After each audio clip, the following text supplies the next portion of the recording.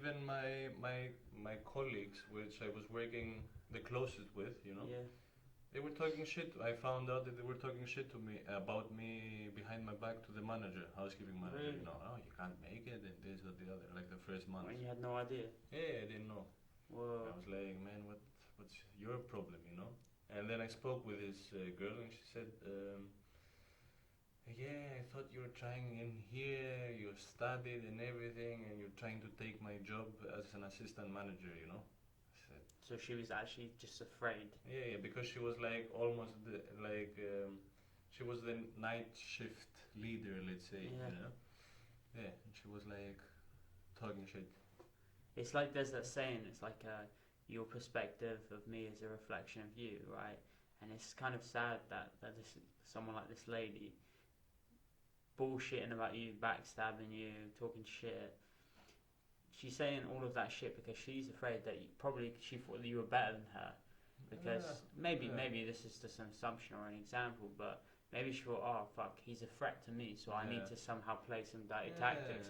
And I guess like if a couple of people start doing that and then they start getting like in a positive position, like in a better position because of it, then everyone's gonna like subconsciously see that and say, fuck, if I do that, I'm gonna get paid more money. I'm gonna get a better position. Yeah. And I guess it comes from the top down. Like, so if you said the director didn't give a fuck about teamwork, it like kind of subconsciously says to every single employee in that meeting, we don't care about teamwork. We care about you greeting customers. Subconsciously. Yeah. So consciously, consciously. Yeah, I suppose so. Consciously and subconsciously, you're like on another level of okay, customer first, team second, always. Yeah. And that's fucked up because I wonder if there are hotels where I don't know, because it's like it's such a human like business, right? It's like all about personal greetings, making people happy. It's not like tech in the sense that like you have to build something. It's all about the product. This is all about behavior and stuff. Like it's completely different. You know, it's kind of really fucking interesting. And there are so many like also cultures to take into consideration. Yeah, so many different type of people, so many different type of experiences. Like only the hotel, like in this, were 500 people working. You know. Yeah. And not most of them, but a lot of them were also foreigners. Mm-hmm. So you know, like you have to adjust with everything. If you say something, maybe it's a huge insult to this person or the way you behave or something, you know. So it's super difficult. It's super difficult, but I don't think it's like impossible, you know. Yeah. I really don't think it's impossible because if everybody acted proper or tried at least to work proper, you know. Yeah. Then we wouldn't have this problem. Yeah, it's like before when we spoke prior to starting the podcast, and you were telling me about that story where like one of the sheikhs was like in the presidential suite and he wanted like a different bed, and then for example you had to like basically go and look for the bed. Do you want to try and explain the story again then? Yeah, of course. Well, this sheikh came, and in the room there was he wanted a king size bed, and the mattress, but on the bed were two mattresses, not one king size mattress. And he insisted on having the king size mattress.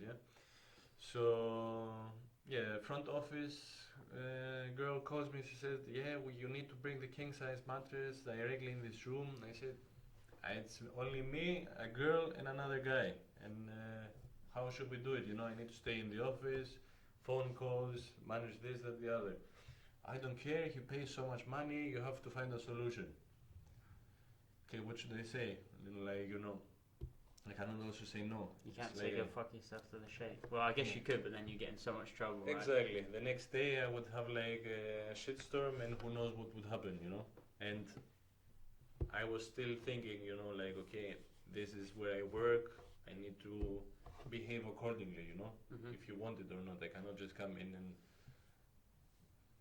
do all the things I'm saying now. Because if I wanted to do all the things I'm saying now, I would have to leave what I did, you know? Yeah. I tried to be me and everything, it didn't work, so leave. But anyways, I say, okay, fuck it, let's do it. I take the other guy, we go find a room, with a king size mattress. We strip the bed, start carrying the mattress, going up second, third, fourth floor. Then I get a call. Yeah, no problem, no worries. We moved in another room. Like saying, and this was like 10 minutes before I was supposed to leave work. Yeah? I say, okay, fuck it, let's bring the mattress down now. We go down, blah blah blah, and then after like 2 days, I find out she got 500 euro tip for just calling me and saying do this, you know. She didn't do anything else. So she didn't do anything. She got the rewards, and she never shared the rewards with anyone who. No. And there's like there was never a system in place for that kind of thing, right? No. So it's basically like that in itself, just that like one kind of thing where the woman at the front or the guy at the front, they took the money. It says a lot, right? It says a lot about the kind of values straight away.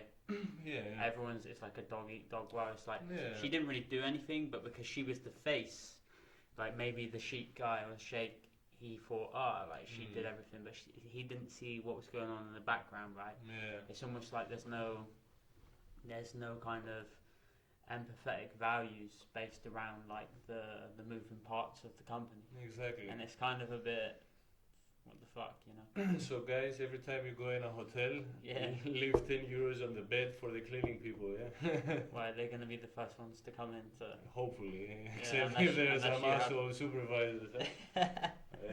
No, but you know, many times also me, I walked into a room and they had left money on the bed, you know, for the cleaning ladies.